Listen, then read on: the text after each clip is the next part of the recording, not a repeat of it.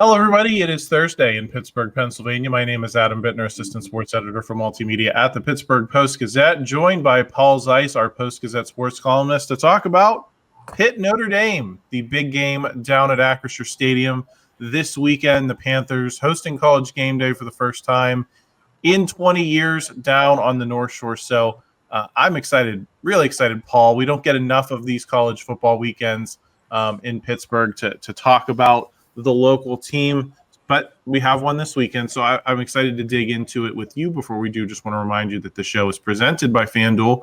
Paul,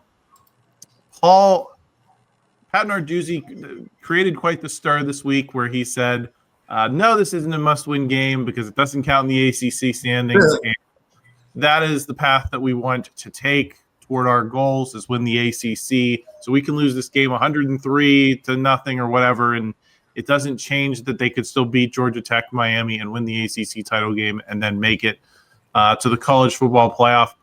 I have a lot of problems with those statements. I'm sure you do as well. Chief among them, I think there is still an at-large path here for them.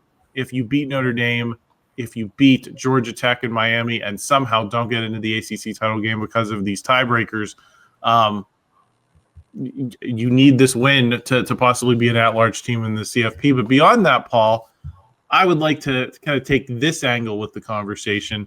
I think this is a must-win game on a program level, more so than for their college football playoff chances, because you've got the buzz. You've got College Game Day here. You have, presumably, it's going to be a sellout. There's going to be a lot of Pitt fans. It's the type of game that's going to remind you of those late Big East, teams that you covered. When they were able to sell out Acrisure Stadium on their own merit, and there was interest in this program. It's going to be that type of weekend. It's going to evoke that period of Pitt history. So in that sense, I think you've got to remind the people that you're going to get through the door, that you're going to have standing on that lawn in front of the stadium, why college football is great and why it's worth investing your time in, because, we see it in the numbers, Paul. Everything is so Steelers. In pretty much all content we do at postgazette.com, you've got to put a dent in that somehow, and this is an opportunity to do that, is it not? Well, you threw a bunch at me here. Let's start with Pat Narduzzi. I love Pat. He's a really, really, really good dude. He was obviously very good to my son. So I preface this by saying I love the guy, I respect him, but this was a huge, huge miscue by him. I don't understand these coaches who try so hard to downplay the importance of games as if they're taking pressure off their players, like as if their players don't know how big this game is. I mean, that's one of my biggest pet peeves of these coaches and their paranoia all the time. And this thing they do where we're going to downplay it, or we've even had, Dave Wanstead, I remember, when they got ranked a few times, was all up in arms about how, we shouldn't be ranked or whatever. He was like worried about expectations. I mean, Pat Narduzzi's entire shtick has always been, the bravado thing. I was shocked that he didn't say, this is a big game for us. This is really important for us. This is a big-time opponent coming in here. Our fans, that have followed us, and I would even have gone here. I'd have said, hey, we blew it against West Virginia, which was our first kind of rivalry game. Now we've got a chance here, and this game even means more. This is a huge game. I mean, why not try and sell your program and generate hype here? So, like I said, I love Pat, but he made a mistake here. It's one of those things where if you're looking back, he probably wishes he said something different. Because I guarantee you this, there's not a fan out there who isn't somebody who has, complete just delusional fanboyism, who wants to hear their head coach say that a game against, and let's face it, if you look at Notre Dame and Pitt, the history of the two teams, how long they've played, there's a lot of familiarity with them. There's a lot of Notre Dame fans in this area. The Central Catholic connection and all that stuff has a lot to do with the fact that, there are a lot of Notre Dame fans here. at the end of the day, it's a rivalry. Is it a rivalry like, I don't know, like Florida State or, something like that? I don't know if it's quite that, but it is a rivalry in a lot of ways. I mean, these schools have a lot of familiarity. They've got a lot of history together. They've got a lot of history that goes beyond the football aspect in terms of, the people that have run the universities over the years. I don't think any fan who's realistic he wants to hear their head coach try and downplay that game. I just don't. And so especially with everything on the line, as you laid it out, there's actually a chance that Pitt could go win their last 3 games, get to 10-2, be locked out of the ACC championship game, but still have a chance in an at-large bid. I mean, what are they, 23rd or 22nd or whatever they are, right? Yeah. You beat Notre Dame, they probably jumped to about 18 or something, right? Then you beat Georgia Tech, you probably jumped to about 14, 13 maybe, something like that. You finish by beating Miami, maybe you're actually in the top 11, 10 or 11 by then, and all of a sudden you're a legitimate at-large candidate. So, there's that.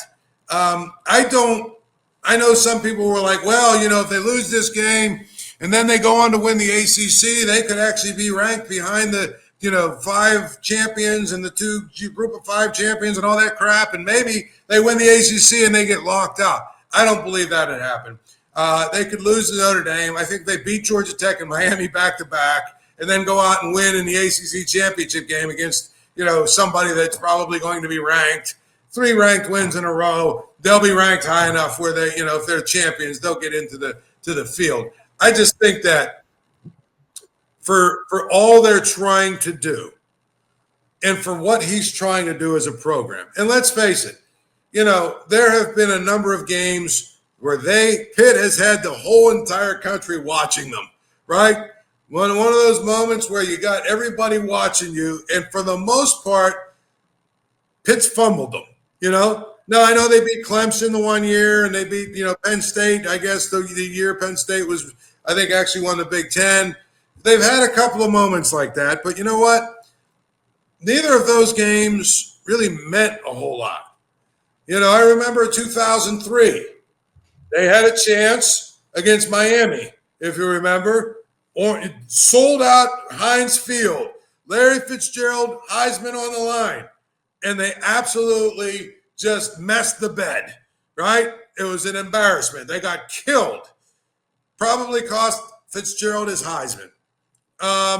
Then, you have a chance the next year.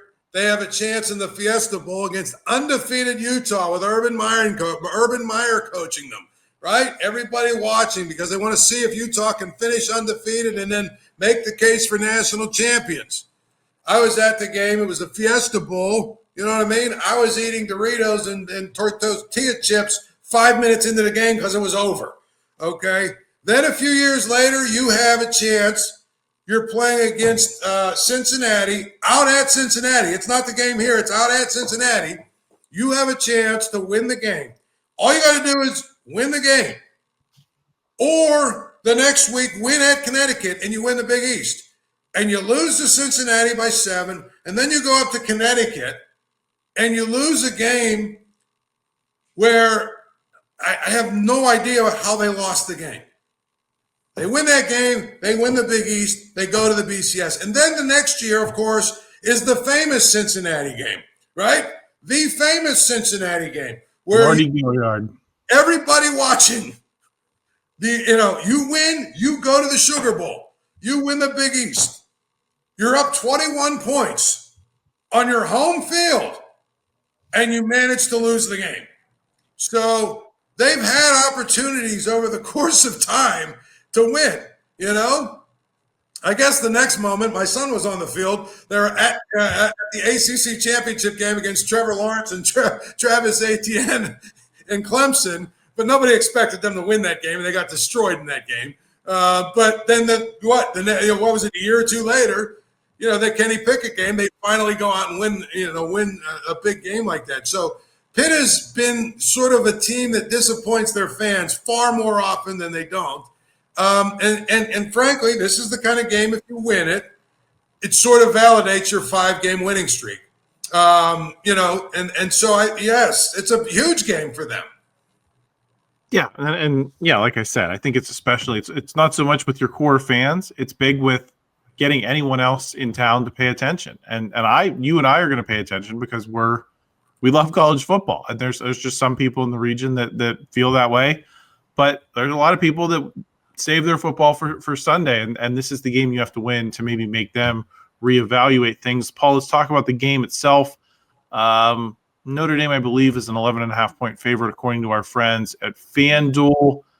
They're kind of settling into that groove the way they did last year, Paul. Struggle early, and then they're very difficult to beat otherwise, and they're not always super impressive, Notre Dame is, but they get the job done under Marcus Freeman more times than not once they kind of get their feet under them. What chance do you give Pitt in this game against this team? Do you look at that 11.5-point spread and say that's going to be a tall mountain for Pitt to have to climb? Or do you think that Notre Dame is just kind of unimpressive enough that if Pitt plays a good game, they can beat this team?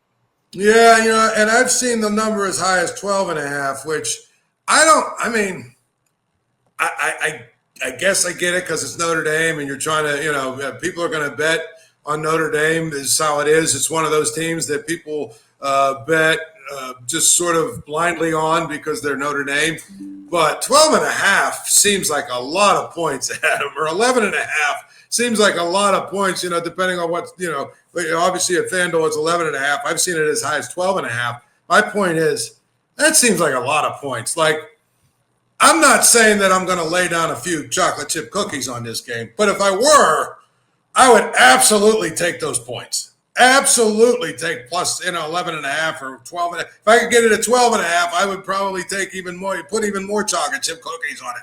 I'm just saying, like, to me, I give Pitt a really good chance to win this game, and not because I buy a lot of what we've seen over the last 5 weeks because they've played 5 bad teams, but their offense is good. And Notre Dame's defense has gotten a lot better, right? Early on, it was obviously a problem. The first 3 games, they gave up 27 points, and they gave up 41, then they gave up 30. Since then, they haven't given up more than 13. Now, some of that is scheduling. I get it. I'm sorry, they did give up 24 to USC, but some of that is scheduling. But some of that is they've gotten better, as you said, as the season's gone on. And I think that it's one of those games where we're going to get a chance to see just how far Pitt has come, since they made the quarterback change, and obviously their offense has gotten better, but I think their defense has gotten better too. And their defense is going to have to play well in this game because Notre Dame, I think we've got a pretty good quarterback. They run the ball. They've got a really good running back. They've got some great, receivers out there at the skill position. So the one difference in this Notre Dame team, Adam, versus some of the ones that I've seen that come through Heinz Field over the years, I don't know that they are dominant up front on both sides of the ball. That was another game Pitt had a chance to, I remember, so it had been 2003. They played Notre Dame. Notre Dame wasn't that good that year. It was, Larry Fitzgerald year. They played Notre Dame, and Notre Dame came into Heinz Field. It was an ugly game. I want to say it was like 20-10 or something. But Notre Dame up front kicked Pitt's ass on both sides of the ball. It wasn't even close. And at the end of the day, the Notre Dame teams that I've watched that have beaten Pitt, that's generally what happens. They have 5-star guys and 4-star guys at offensive line and on the defensive line, and Pitt has just not been able to handle or contain that. There have been a few games where Pitt's won, obviously. I think that this is a year where Notre Dame's front 7 on defense and their front 5 on offense, I think they're good. I don't think they're elite. And so that's why I give Pitt a real chance in this game. Paul, Paul, you mentioned Mason Heintschel. If they win this game, is he back next year? Because this is the type of, I think, big game environment that, like, this has a chance to be a coming out party. And I think a lot of Pitt fans would say, well, that was the Florida State game. Pitt goes down, beats that program. Whatever it's become under Mike Norvell down there, it's still a big win for Pitt to go on the road and beat Florida State. I would say yes. We were watching that game. I don't know how much of the country was. You were going to have the country's attention focused on this game. Do you worry if you're Pitt at all? If you win this game, maybe you lose this guy who's been such a spark for you. I mean, you can't worry about that. You know what I mean? You can't worry about that. You got to play to win and then see what happens in the offseason. You know, if a team's going to come get them, they're going to come get them. That's just how it is, you know? I mean, guys that are, you know, play really well, they're going to want to get paid. But, you know, there is some talk that this Mason Heintschel is different and all that other stuff and that he's not going to be motivated by that. I don't know. I think I have a hard time believing, you know, if Pitt's going to offer you $1.5 or $2 million and, you know, LSU comes in and offers you $8 million and you're 19 years old and you got $8 million coming. I mean, I'm just saying it could happen. It could happen no matter what. They could lose this weekend. It could still happen. I mean, it's just that's a part of the game now that every coach in America is trying to figure out. You know, how do you keep your guys if they play really well? If you don't have, you know, the big dollars that some of these other programs have, how do you keep them? There's some talk that he's from Ohio and you know, he's close to home and he loves it at Pitt and you know he'll be happy with whatever they pay him. Okay, will his agent be happy? That's what I want to know. And number two, if he's close to, and I don't even know what's Ohio State's quarterback. What's their? Is he a senior by any chance, or you know?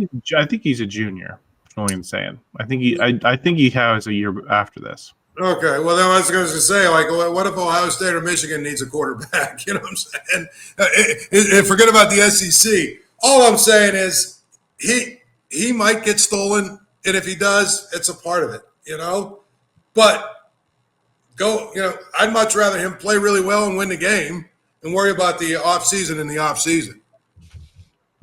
Yeah, I think that's entirely fair. The opportunity to do something special with him is right in front of you. Don't worry about next year. But I think it's a valid question that a lot of people have. Paul, I think the big matchup here is Notre Dame's running game against Pitt's linebacker group. How do you view that specific matchup, and who is that? Is that the matchup of the game? Either Jeremiyah Love, Notre Dame are going to run the football really well, or Pitt's going to figure out a way to stop them and have a chance to win this game? Yeah, I mean, obviously. I mean, look, the linebackers in Narduzzi's defense, their number one task is stopping the run, coming downhill, filling the holes, and, you know, stopping the run. So that's really going to be sort of the unstoppable force, whatever you say. That's going to be one of those two things is going to have to give. And probably whatever side wins that battle is probably going to win the game. I mean, if Notre Dame is able to start running the ball and they're starting to, you know, the field's starting to tilt one way and they're able to get downhill a little bit, it's going to be a long, long day for Pitt. By the same token, if Pitt's able to stop them running the football and Notre Dame has to rely on just throwing it all over the field, I'll be honest with you, I kind of like Pitt's chances in that. So that's probably where it is. And I think that is probably the key matchup. Paul, let's get out of here on this. Backyard Brawl in basketball is Thursday night. Did you have any thoughts on that in this early season for Pitt? What you want to learn about them in a game that you know, the Backyard Brawl always matters, even if November basketball can sometimes be forgettable. By the way, as an aside, Adam, I was going to try and hook up Dave Wanstedt this week to talk about that the most ridiculous Pitt-Notre Dame game, that four overtime game where Pat Bostic, I mean, that game was absolutely ridiculous. But I decided I'm going to wait to have Wanstedt next week because he's on the Bears radio network. So we're going to have him next week to talk about the Steelers and the Bears. So that should be pretty interesting. I just want to put that out there. As for the Backyard Brawl, here's what I want to see from Pitt, okay? And even West Virginia. I mean, both teams are 3-0. I have no idea how good either team is. West Virginia beat Mount St. Mary's, Campbell, I don't know, what is that, a soup can or something? I don't know who the hell that is. And Lehigh. And then Pitt beat, I think they beat, who did they beat here? Eastern Michigan, I think, is one of the teams they brought in here. Let me look at their schedule. Youngstown State, Longwood, which sounds like a beer, and Eastern Michigan.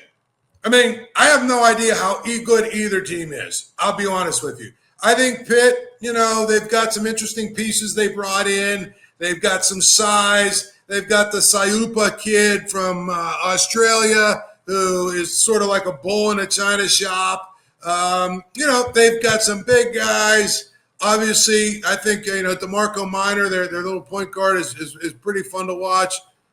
But I have no idea how good they are. And the same thing with West Virginia. And the good thing about this game is at least both teams now are going to be playing against another team that has similar players, similar size, similar athleticism, right? We're going to figure at least a little bit out about one of these two teams and maybe both of them. But for Pitt, they've got such a brand new roster essentially with a bunch of guys that, I call them the misfit parts. They're still waiting for the big kid. What's his name? Deshaun Jackson. I think he'll help them a lot under the hoop. But, I mean, Adam, these early games just drive me insane. And I get what Jeff Capel – listen, I get what Jeff Capel did this year with scheduling, okay? You can't blame the guy. I mean, he knows he's on the hot seat. He knows he probably has to win this year. And he better have at least a winning record or, try and get to 20 wins. Well, you do that by loading up your preseason schedule with about 10 or 11 really bad games. I get that. But as far as trying to figure out who they are and what they are, it's hard, to do that just from the standpoint of they play so many of these like cupcake kind of games. So you kind of hope like now they're going to play West Virginia. You really hope that they're able to show that they can step up in class and competition and still be really good. Yep, we'll be staying tuned for that. We'll also regret that they're not playing the city game again this year, Paul. Well, it was more important for them to play Longwood beer. Yeah, we'll see if the city game returns at any point, but at least you get this rivalry game to enjoy. So big week for Pitt sports. No, go ahead. Can I ask you one other thing? Yeah, go ahead.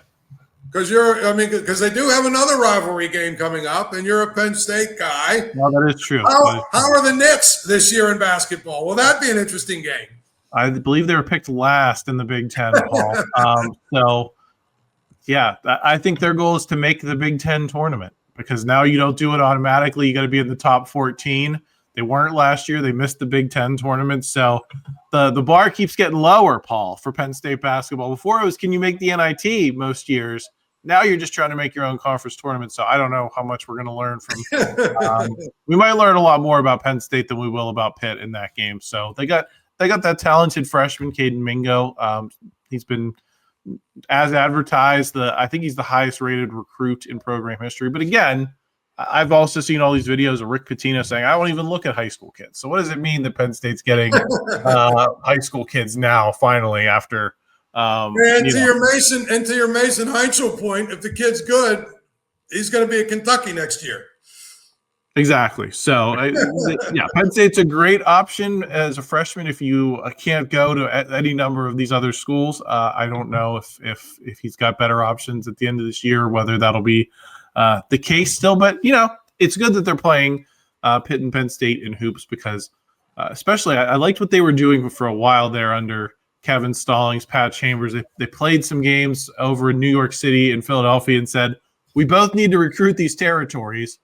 We both don't have players in our backyard. Why don't we go where the players are and play these games? I wish they would do the creative stuff like that. Isn't that game in Harrisburg? It's in Hershey. Or in Hershey, yeah, in Hershey. Yeah. Are there players in Hershey there? Hershey, I guess there's a couple of good programs around. It's still high. I think it's still pretty good. And Harrisburg High. But, yeah, you're absolutely right. If you're going to play here was my thing, Adam, with that. If you're going to play, not to get off on a tangent, but if you're going to play a neutral site game with Penn State, which is stupid in my mind, just from the standpoint of I think students would like to have that game on campus. But if you're going to move it off campus, like you said, New York City, Philadelphia, D.C., one of those three places is where you're supposed to play that game. But It'd be really neat if they did the Palestra game that Penn State's been doing the last handful of years in Philadelphia. If they did that as a Penn State type of thing, I think that'd be a great environment there. So maybe that'll be in the future. Penn State's kind of been doing that with the Big Ten schools, but it'd be really cool to do it with Pitt, I think. And I think Pitt fans would enjoy that. There's a lot of them out there, Paul. There's a lot of Pitt fans in Philadelphia, so maybe you'd have kind of a 50-50 crowd in a historic venue. I think that'd be really neat, but that's just me. But Paul, we'll keep an eye on the hoops. We'll keep an eye on Pitt, Notre Dame this weekend. We'll talk to you all again in the same space next week. If you're just joining us for the first time on the PG Pitt channel, please hit that subscribe button. Please like this video if you enjoyed it. Help us out in the YouTube algorithm. And check out all of our written coverage this weekend over at post-gazette.com. Thanks for joining us. We'll talk to you again real soon. Thank you for checking out this content from Post-Gazette Sports. If you watch this video on YouTube, please like the video and subscribe to our channel. For all of the sports coverage the Post-Gazette has to offer, visit post-gazette.com.